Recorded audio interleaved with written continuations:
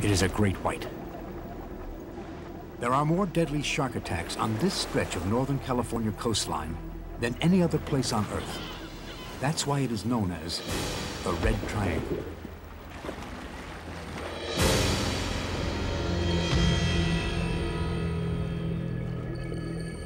I had no premonitions whatsoever of any special danger, and I was feeling very happy and relaxed.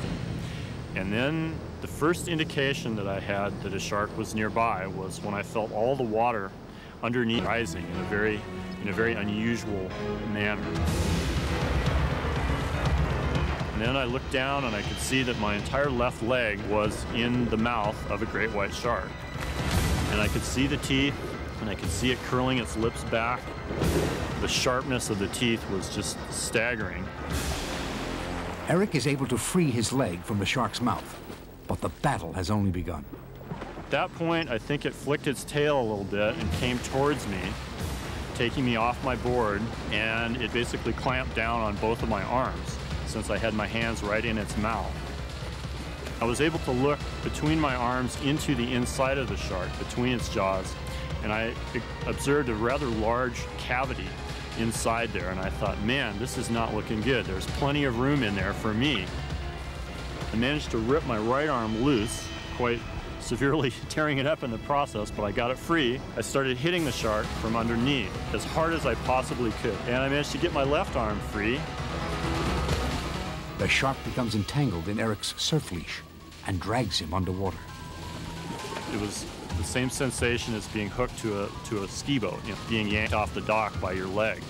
And I remember at this point I was underwater, and I could see my surfboard floating on the surface. Fighting for his life, Eric makes one final attempt to escape. The fear needle I knew that I was in mortal danger. I was definitely concerned that it would follow the blood trails, that it would come back. It seemed like my death might be somewhat imminent. Eric paddles with every ounce of strength he can muster. His determination to survive finally gets him to shore. Bloodied and severely weakened, he stumbles along the beach. When I looked down, I could see the artery spurting blood out of my left hand. That was my clue that the life force was ebbing out of my body, and I could feel I was getting weaker. And I managed to get quite a ways down the beach to where I was in front of some houses, and I started screaming absolutely as loud as I could yell, and I was yelling, help, help, SOS. Fortunately, some people were at home, and the young man was able to call 911 right away. Within 15 minutes, a medevac helicopter arrives on the scene. They were able to immediately start working on me in a way that absolutely saved my life. Eric loses more than 40% of his blood and spends weeks in the hospital. 400 stitches are needed to reconstruct his ravaged arm and leg. Slowly, his body heals. 3 months later, Eric returns to surf these troubled waters. The scars that mark his body are a lasting reminder of the ever-present dangers of the deep. Taking a risk when you're in the ocean, especially around here, and the chances of this are so unlikely. But if it's happening to you, it's not 1 in 10,000. It's 1 to 1.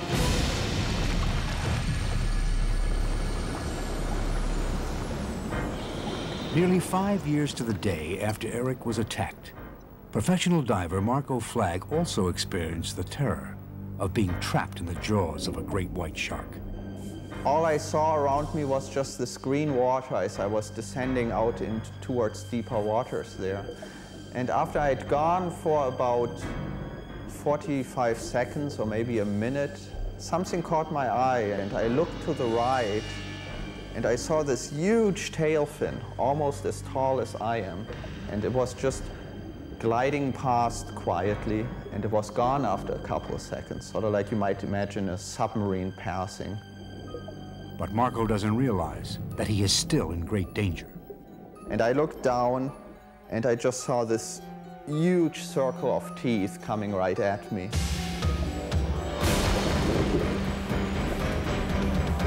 The next thing I know, the thing just clamped down on me, like being caught between a truck and a wall.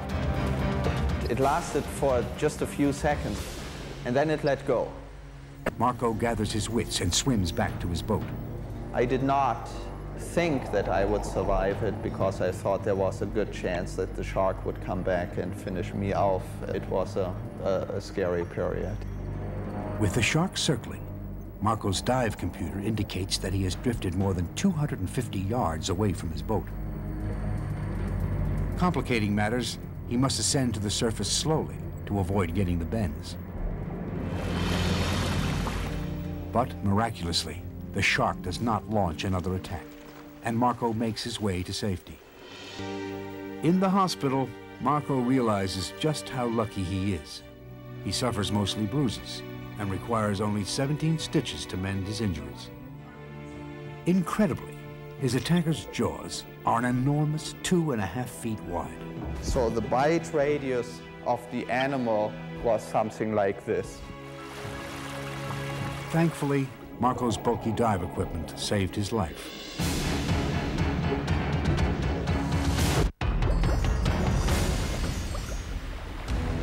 Though ferocious, great white sharks are no